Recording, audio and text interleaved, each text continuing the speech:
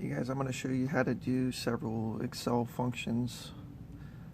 The first one we're going to start with is how to do a SUMIF.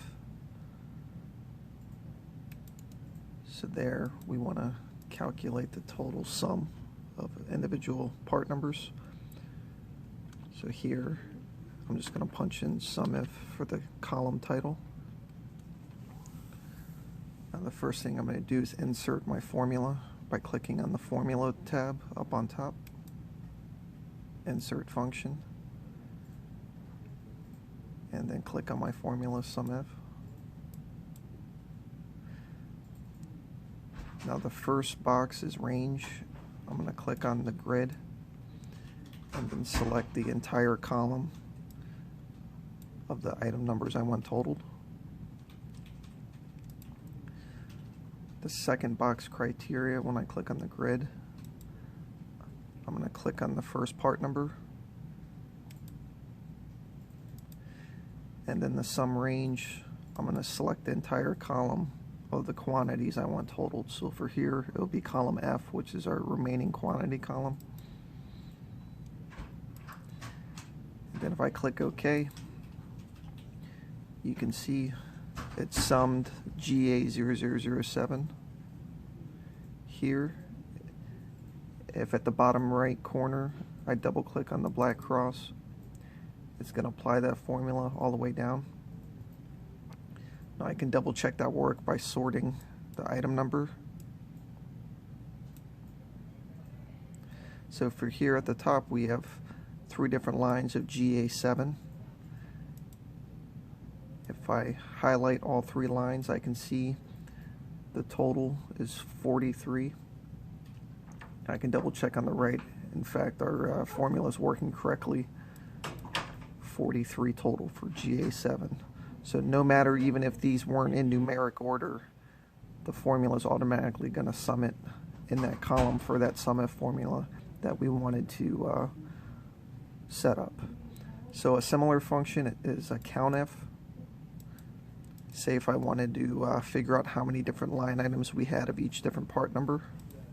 So we'll call this one COUNTIF. So again, I want to insert a function, select my formula.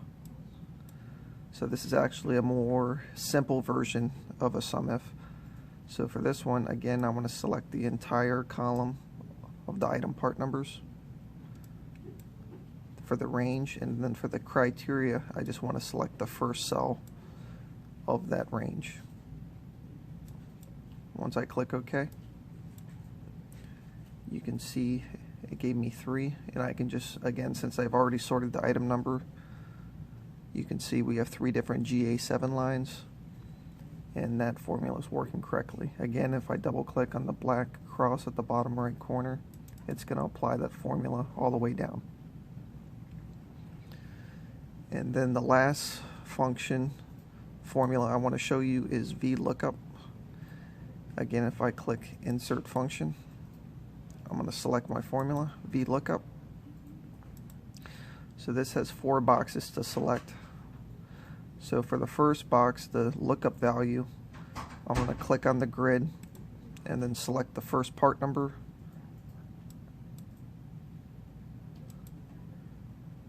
The second one, it's asking for table array. So once I click the grid, now VLOOKUP is pulling data from one sheet into another. And you need a common denominator. So what I want to do is add my information that I need pulled into a second sheet. So for this example, I'm going to pull in the item information from the Vision, send that to an Excel sheet.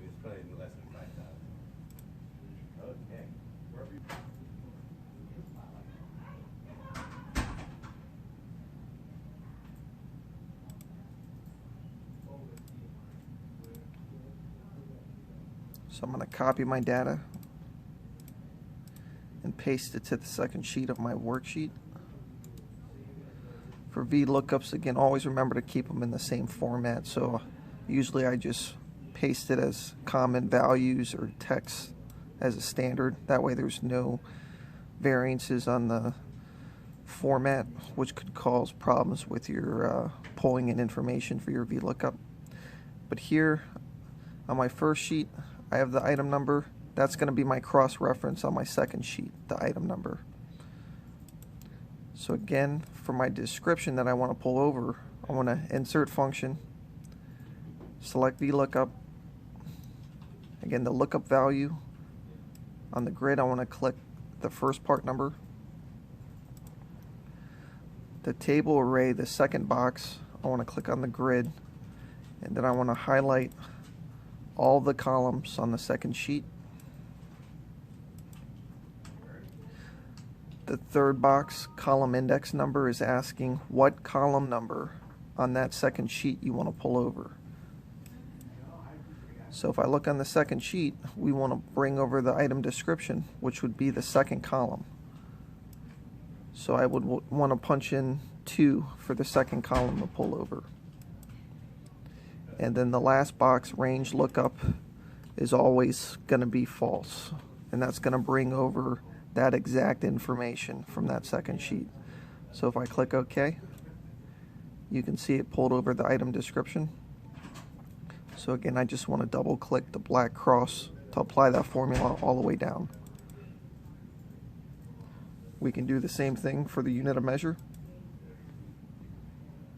Again, we want to insert function, VLOOKUP. The first box is going to be my part number. The second box, a table array. I'm selecting all the columns on that table on the second sheet. The third column is what column number I want to bring over, which for us is the unit of measure, which would be 1, 2, 3, 4, 5, 6, 7, the 8th column I'm pulling over. So I just want to punch in the number 8. And the range lookup, again, always equals false. You can see it applied the formula. Double click the black cross in the right bottom right corner, and it applies it all the way down the board. And that's a VLOOKUP.